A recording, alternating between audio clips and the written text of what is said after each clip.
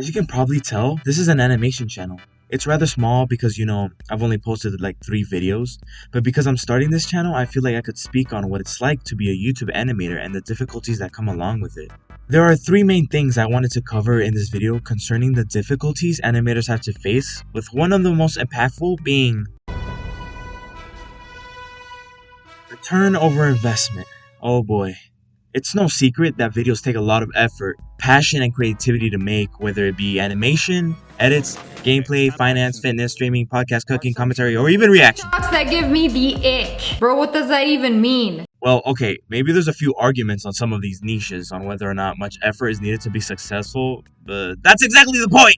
Animation is a niche that requires many times the effort of something like commentary or reaction channels. But I'm not saying that to discredit that type of content and the creators that work in those niches, but rather to show you how much work has to be put in for each video. Take Charlie the Goat for an example. He sits in his chair and turns on the camera and yaps for 8 minutes and he's guaranteed 1 million views in just the first day. Meanwhile, an animator slaving away for weeks on end gets that recognition after a year, or maybe even none at all. Let me remind you that I'm not trying to discredit Charlie or anything, but rather put into perspective how much effort goes into a video for its subpar amount of content and views. Weeks of work on a commentary channel looks like this, while weeks of work of an animation channel looks like this. There's a big difference. And this is all coming from a guy whose animations are made in a way so they don't take too much time to make, with a plain white background with simple stickmens and sets. So I could try to make a bit of content here and there. I would also like to point out that I've made an animation channel before, and it had way better animation than this one that I was way more proud of. So I've truly seen the return over investment that comes with animation, and the cost of a bad video. Which leads me to the next topic. Motivation is a factor that can change depending on the results of your videos. If they do good, motivation up. If they do bad, motivation straight down. And like I said before, this isn't my first rodeo with an animation channel. I have another channel floating up there where I would put way more time and effort into videos that would perform rather poorly compared to the time that I put in. Not only do poorly performing videos make animators feel as if their work isn't good enough, but it also serves to take away from their motivation and waste a whole lot of time. This hits harder when it takes you 2 or more weeks per animation.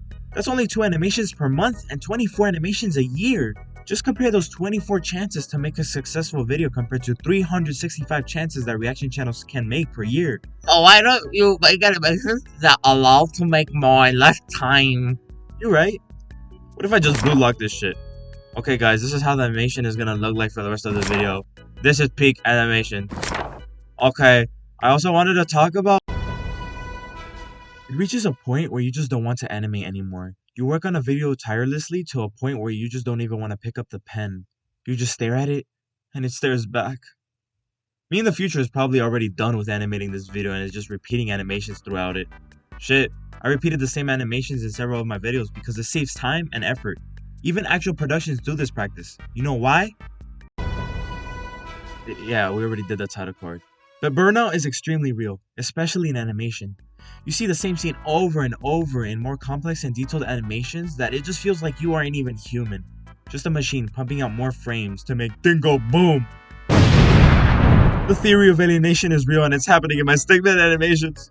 Okay, but when burnout hits, animation channels feel it the most, since content breaks from posting only twice a month results in a longer hiatus and eventually leads to the fans and people willing to see your work just waiting and waiting.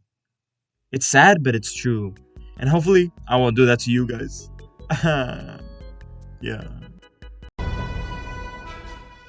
Okay, but in actuality, return over investment, motivation, and burnout all serve to creating an animation channel really difficult. This is mainly why many small creators fail and stop really early on. And that's mainly how I feel about the roadblocks to making an animation channel. I wish you all the best, and I'm gonna go touch that guy. Hey, don't touch me there.